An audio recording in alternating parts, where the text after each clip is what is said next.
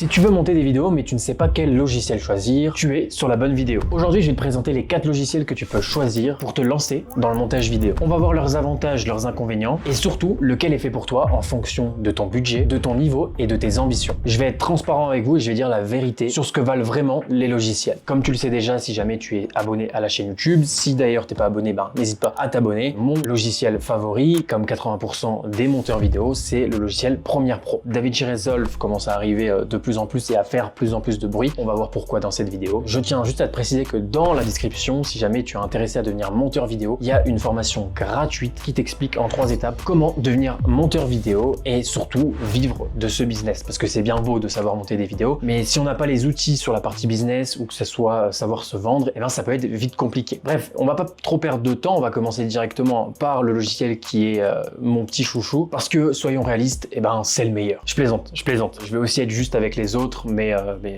ça va être un peu dur quand même.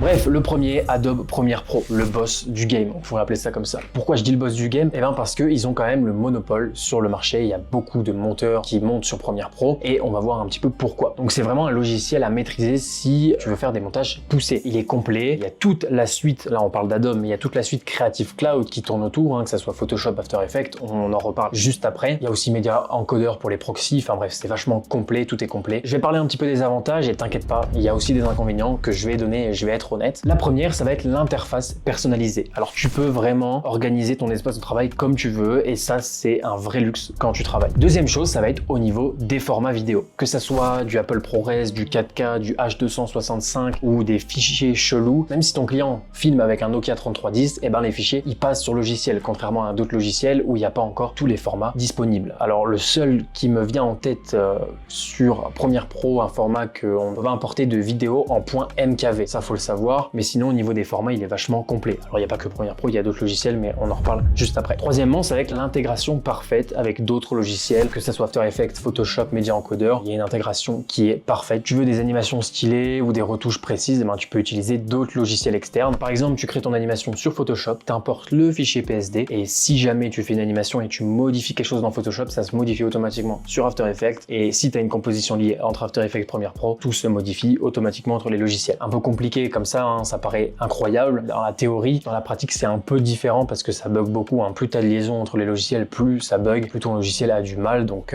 faut un PC beaucoup plus poussé pour pouvoir faire ce genre de choses. Autre chose, on va parler des mises à jour régulières. Ça c'est vrai, Premiere Pro, pour être toujours numéro 1, propose pas mal de mises à jour. J'ai fait une vidéo complète que je te mets juste ici ou ici, j'ai pas encore l'habitude, sur les mises à jour du logiciel 2025. Tu peux voir qu'il y a beaucoup d'améliorations et tous les ans ils nous sortent un peu des bangers. En ce moment ils sont dans l'IA, tous les 6 mois on a une nouvelle IA qui apparaît. Autre chose par rapport à tout ce qui est plugin, donc si tu es débutant en montage vidéo, peut-être que ça ne te parle pas. Plugin, c'est des logiciels externes que tu vas pouvoir utiliser, que ce soit pour des effets, pour des transitions ou pour autre chose. Sur Premiere Pro il y a énormément de plugins disponibles. Je te donne des exemples, AutoCut, Autopod ne sont pas disponibles par exemple sur d'autres logiciels que Premiere Pro. Donc là-dessus c'est très fort, on a pas mal de plugins. Alors après, pareil, c'est dans la pratique, il y a la théorie et la pratique. Dans la pratique, plus tu as de plugins, plus ton logiciel va ramer, donc là faut bien les choisir, mais ça c'est pour une autre vidéo. Comme je l'ai dit, je vais être honnête, on va parler maintenant des inconvénients du logiciel Adobe Premiere Pro. Alors le premier inconvénient, ça va être la courbe d'apprentissage. En fait c'est un jouet, ça demande un peu de temps pour être à l'aise, ça c'est sûr, contrairement à CapCut qui est vachement simple à utiliser et qui est vachement intuitif, mais une fois que tu as appris et que tu as pris le pli, tu deviens une machine de guerre. C'est un peu comme tout. Au début, conduire une voiture, ça peut faire peur. Il y a une boîte de vitesse, on sait pas trop comment on va tout coordonner ensemble, les pieds, les mains, etc. Et au bout de 3-4 heures de conduite, tu arrives à rouler une voiture pour le reste de ta vie. Bref, deuxième inconvénient, ça va être gourmand en ressources. J'en ai parlé un petit peu juste avant. Malheureusement, le logiciel Premiere Pro demande beaucoup de ressources. Si ton PC date de l'époque de MSN, tu peux un petit peu oublier Premiere Pro, ça va vite être compliqué. Je prévois de faire une vidéo sur cette chaîne où je vais parler des PC, des composants qu'il faut pour des bons logiciels. Mais voilà, ça reste un petit logiciel quand même gourmand, attention, c'est pas le seul. Troisièmement, ça va être la stabilité parfois capricieuse. Oui, on peut retrouver quand même énormément de bugs, surtout quand on a des compositions liées entre chaque logiciel et que le PC n'est pas tellement puissant. On peut retrouver pas mal de bugs et de pertes de fluidité sur le logiciel. Mais honnêtement, il y a quelques stratégies comme les proxys, par exemple, c'est-à-dire que c'est des fichiers 4K qu'on va compresser pour aider le logiciel. Donc il y a quelques petites techniques, mais effectivement, de temps en temps, on a quelques pertes et quelques bugs sur le logiciel. Dernière chose au niveau des inconvénients que je l'ai trouvé, ça va être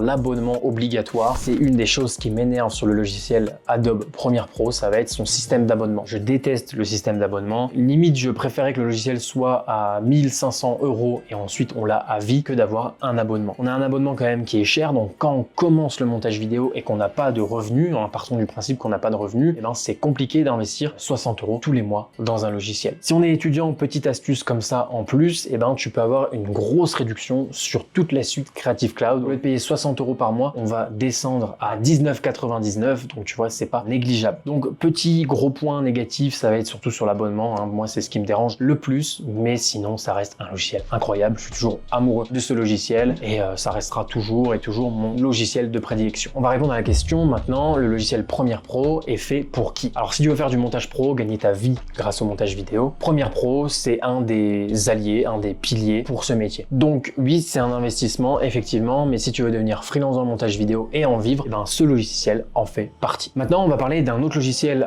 qui est un peu dans le style de Premiere Pro. On va parler de DaVinci Resolve, qui est l'outsider sérieux. J'ai envie d'appeler ça comme ça. Si Premiere Pro a un vrai concurrent, et ben c'est celui-là, c'est DaVinci Resolve. À la base, il faut savoir que le logiciel était un logiciel d'étalonnage et qui a été créé seulement pour la colorimétrie et avec les années est devenu un logiciel de montage vidéo. Donc déjà, on va pouvoir rentrer dans les avantages et on va parler du premier, ça va être au niveau de la colorimétrie. Comme je l'ai dit juste avant, c'est un logiciel de colorimétrie il a été créé spécialement pour l'étalonnage et la colo et donc on a un logiciel ultra poussé en colorimétrie. On peut faire des choses plus avancées que sur Premiere Pro, même si Premiere Pro revient un petit peu dans le game par rapport à la colo sur les dernières mises à jour. Mais voilà, DaVinci sur l'étalonnage reste quand même numéro 1. Deuxième avantage, ça va être une version gratuite ultra complète. Voilà, là-dessus, ils mettent une tempête à Premiere Pro. Tu peux déjà tester le logiciel de façon gratuite. Et ça, on va pas se mentir, c'est un avantage de dingue. Troisième avantage, ça va être sur l'audio. J'ai pu creuser, alors je suis pas un monstre en DaVinci Resolve, attention, je peux me tromper, mais j'ai pu creuser et j'ai fait mes recherches et j'ai vu qu'il y avait Fairlight qui en fait est un mini studio intégré à DaVinci et j'ai l'impression qu'on peut faire des choses un peu plus poussées que sur Premiere Pro. Après sur Premiere Pro, on a un logiciel qui s'appelle Adobe Audition où là aussi on peut faire des choses un peu plus poussées, mais j'ai l'impression que Fairlight se démarque un peu plus. Dernier avantage que j'ai trouvé, ça va être sa version payante. Oui, tu peux la tester gratuitement quelques mois pour faire tes premières vidéos et ensuite si tu veux passer un step et passer à la version pro, c'est incroyable, mais tu payes seulement 300 € et tu as la version à vie. Donc par rapport à ça, au niveau du prix, ils mettent une tempête à tous les logiciels de montage vidéo. J'aurais aimé que Premiere Pro fasse ce genre de choses. On va parler maintenant des inconvénients. Alors déjà, la première chose, ça va être l'interface plus rigide. Alors effectivement, on peut voir si tu es habitué à Premiere, c'est une interface qui est un petit peu perturbant, un petit peu compliqué à prendre en main. C'est pas la même chose. Donc c'est un peu perturbant au début, un peu compliqué à prendre en main, mais une fois que c'est fait, c'est comme tous les logiciels, ça va tout seul. Deuxième point, ça va être moins d'intégration avec d'autres logiciels. Comme je l'ai dit tout à l'heure, Premiere Pro, ça reste le numéro 1 là-dessus. Il y a moins de plugins sur DaVinci Resolve et il n'y a pas d'équivalent à After Effects malgré Fusion que j'ai pu parler, qui est un petit peu différent et tu peux faire le même style d'animation, mais c'est complètement différent et beaucoup plus dur à apprendre. Troisième inconvénient, ça va être, ça demande des ressources énormes, comme sur le logiciel Premiere Pro. Donc si tu as un PC qui date de l'Antiquité, tu peux oublier et tu vas vite en pâtir sur les performances et tu vas avoir des bugs comme sur les logiciels qui sont vachement gourmands. Dernier petit inconvénient, ça va être au niveau des tutos sur YouTube. C'est-à-dire que si tu veux te former gratuitement, il y a moins de tutos sur DaVinci Resolve que sur la suite Adobe et sur d'ailleurs tous les autres logiciels. Donc ça commence à arriver, ne t'inquiète pas sur ça. Mais il y a beaucoup moins de tutos, que ce soit en Amérique, que ce soit en France. Il y a beaucoup plus de tutos sur Premiere Pro, After Effects que sur DaVinci Resolve. Même si ne t'inquiète pas, ça commence à arriver, j'ai pu en voir spawn de plus en plus. Donc ça annonce que du bon pour la suite. Donc maintenant on va répondre à la question pour qui est fait ce logiciel. C'est un petit peu comme Premiere Pro, si tu veux un logiciel pro et en plus sans abonnement, surtout si la colorimétrie est ultra important. Par exemple, si tu fais du montage style vlog, ça peut être super important la colorimétrie. Tu peux vraiment t'éclater avec le logiciel et c'est une excellente alternative à Premiere Pro. On va pas se mentir. Même si aujourd'hui, on peut utiliser Premiere Pro, After Effects et faire seulement la colo sur DaVinci Resolve. Ça aussi, c'est possible. On exporte nos fichiers de Premiere Pro, on importe sur DaVinci, on fait la colo. Et donc c'est pour ça que j'ai du mal à passer sur DaVinci Resolve et que je préfère rester d'ailleurs sur Premiere Pro parce que tout est possible. Mais voilà, c'est un petit peu l'équivalent de Premiere Pro. Si tu veux en faire ton métier, tu peux te diriger vers ce style de logiciel. Le troisième, ça va être l'incontournable Final Cut de Mac, le choix des utilisateurs Mac. Donc si tu as un MacBook et que tu aimes les logiciels ultra optimisés pour Mac, Final Cut est un bijou et c'est une très bonne option pour monter des vidéos. Donc on va rentrer directement dans le vif du sujet, on va parler des avantages que j'ai pu trouver. Le premier, ça va être l'optimisation parfaite sur Mac. Oui, si tu as un bon Mac, que tu travailles sur Final Cut CapCut, que tu travailles sur des vidéos 4K, et ben ça reste ultra rapide. J'ai pu le voir de mes propres yeux et c'est juste bluffant, contrairement à d'autres logiciels. Après, attention, c'est adapté qu'à Mac. On reviendra là-dessus juste après. Donc il y a beaucoup moins de bugs que d'autres logiciels parce que c'est 100% adapté à MacBook. Deuxième, ça va être l'interface intuitive. Donc c'est plus simple à prendre en main que Premiere Pro et que DaVinci, je trouve personnellement. C'est beaucoup plus intuitif, je trouve, même si au niveau de la timeline, par contre, ça reste un peu plus compliqué à comprendre. Mais dans l'idée, c'est un peu la même chose. De toute façon, ces avantages se rejoignent un peu tous sur des gros logiciels comme ça. On parlera d'un autre petit logiciel juste après. Autre chose, ça va être au niveau de son paiement. Ça reste un avantage contrairement à d'autres logiciels. Et ben, tu payes seulement 300 € et tu l'as aussi à vie, comme DaVinci Resolve. En plus, j'ai pu voir que si tu commandes un Mac, il est seulement à 170 €. Donc ça reste quand même pas cher et ça reste un avantage. Dernier avantage que j'ai pu trouver, ça va être la performance top assez simple. C'est-à-dire si on commence avec un MacBook 16 Go de RAM, très simple, une puce M1, etc. Alors on peut pas faire des montages de malade mental, mais ça reste quand même fluide et j'ai été ultra choqué par rapport à ça. Ensuite, on va parler des inconvénients et le premier, ça va être comme DaVinci et ça va être même pire que DaVinci. On n'a pratiquement pas de tuto sur YouTube sur le logiciel Final Cut. Quand je regarde un petit peu partout, alors il y en a, attention, mais il y en a quand même beaucoup moins et ça reste dur de se former sur le logiciel. Deuxième point négatif, c'est exclusif à Mac. Donc si tu as un Windows, désolé, tu peux passer au logiciel suivant, tu ne pourras pas utiliser ce logiciel, c'est impossible.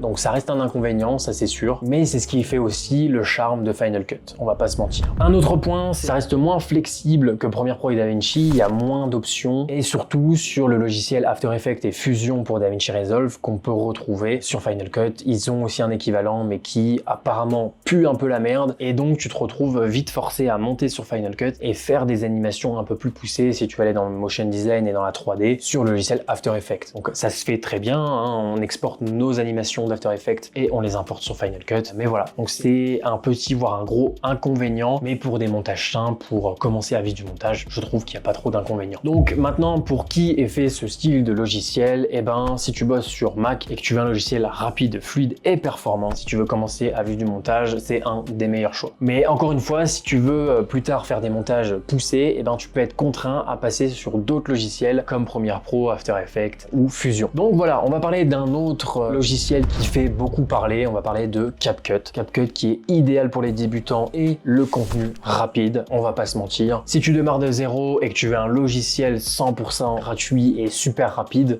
CapCut c'est une bonne porte d'entrée. Et encore, je dis n'importe quoi parce que CapCut est gratuit aussi comme DaVinci Resolve, on peut monter sur CapCut gratuitement, on peut déjà faire des trucs assez sympas et ils ont une version pro payante. J'ai pu entendre des rumeurs qu'ils allaient augmenter les prix ou qu'ils allaient passer carrément le logiciel un peu comme Final Cut, DaVinci à 200 € par exemple et on l'a à vie, mais ça ne reste que des rumeurs pour l'instant. C'est gratuit, on a une version pro, je crois, 1,50 € par mois. Alors on va parler directement des avantages du logiciel. Le premier, ça va être ultra simple à utiliser. Même si tu connais rien au montage, c'est ultra intuitif. J'ai pu le tester, j'ai pu l'utiliser. J'avais pour projet de faire une vidéo 1 mois pour apprendre CapCut. D'ailleurs, si ça t'intéresse, n'hésite pas à me le dire en commentaire. J'ai tenu 2 jours et puis par manque de temps, j'ai pas pu faire cette vidéo. Donc honnêtement, en juste quelques heures sur le logiciel, j'ai pu déjà monter une vidéo de façon ultra simple. Pour commencer, ça peut être super cool. Si on n'a pas de moyens et qu'on veut voir si le montage vidéo ça t'intéresse ou non, ça peut être un bon avantage de commencer sur CapCut. On passe directement à un autre point positif, ça va être au niveau du format court. Que ça soit pour faire du TikTok, du Instagram,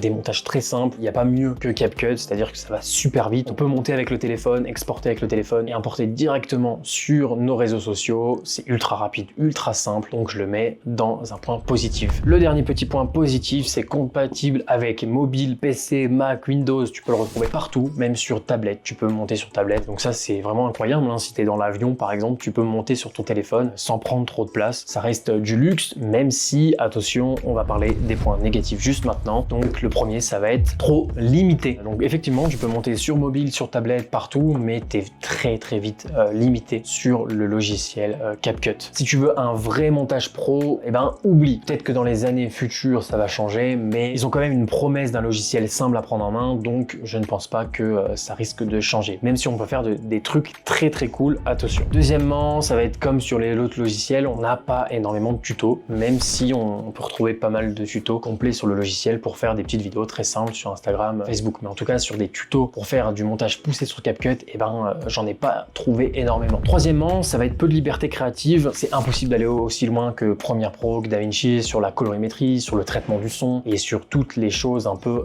compliquées et qui font une plus-value sur tes vidéos. CapCut, faut vraiment se prendre ça en compte, c'est fait pour faire des petites vidéos, des petits réels et pas des montages de malade mental. Donc maintenant on va répondre pour qui est fait ce logiciel. Et ben si tu veux tester le montage vidéo sans prendre la tête, voir si t'aimes bien, essayer de comprendre le montage vidéo, n'importe quel logiciel fait l'affaire pour apprendre à dérusher par exemple, comprendre comment ça marche une timeline, etc.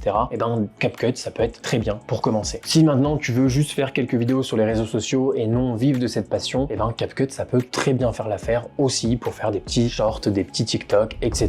Maintenant, quel logiciel choisir? Je vais te faire un petit bilan très simple. Si tu veux un logiciel pro complet et que tu es prêt à investir, je vais te diriger vers Premiere Pro. Si maintenant tu veux un logiciel gratuit, puissant, que tu n'as pas trop de moyens, que tu veux commencer à monter et que à la longue, eh ben, tu veux un logiciel puissant, je te dirige vers DaVinci Resolve. Si maintenant tu as un MacBook et que tu veux un logiciel fluide et rapide, je vais te diriger vers Final Cut. D'ailleurs, si dans les commentaires, il y a des gens qui montent sur DaVinci Resolve, Final Cut, Premiere Pro, After Effects, donnez-moi vos avantages et vos inconvénients dans les commentaires, on discutera de tout ça ensemble, ça peut être super intéressant. Et pour finir, eh ben, si tu es totalement débutant et que tu veux juste apprendre le montage vidéo et voir si tu aimes bien le montage vidéo, eh ben, dirige-toi vers CapCut. Bref, voilà, j'ai fait tout le tour des meilleurs logiciels, ceux qui sont au devant de la scène, j'ai envie de dire. Donc bref, j'espère que tu as kiffé ce style de vidéo. Comme d'habitude, n'hésite pas à t'abonner, à liker. Je te dis à très bientôt, c'était Alexis, on monte ensemble. Ciao!